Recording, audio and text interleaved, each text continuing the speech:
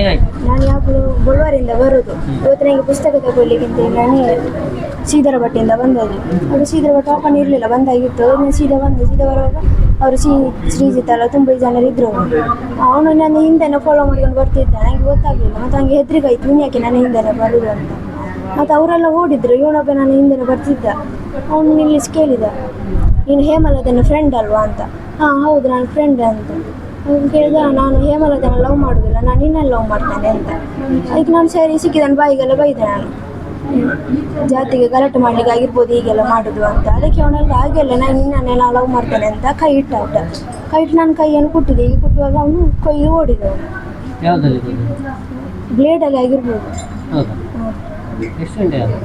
8:45 ಮುಕ್ಕಾಲು. ಶ್ರೀಜಿತ್. ತುಂಬ ಜನ ಇದ್ರು, ಅವರೆಲ್ಲ ಓಡಿದ್ದಾರೆ. ಅವ್ನು ನಮ್ಮ ಕ್ಲಾಸ್ಮೇಟ್ ಅಲ್ಲ, ಅವನು ಆರ್ಟ್ಸ್, ಅವನು ನಾನು commerce. First PUC.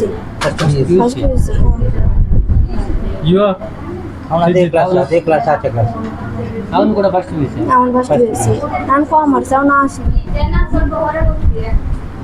Junior college. ನಿಮ್ಮ ಹೆಸರು ಎಂತ? ಆಯಿಷಾ ತಿರ್ಫಾನ.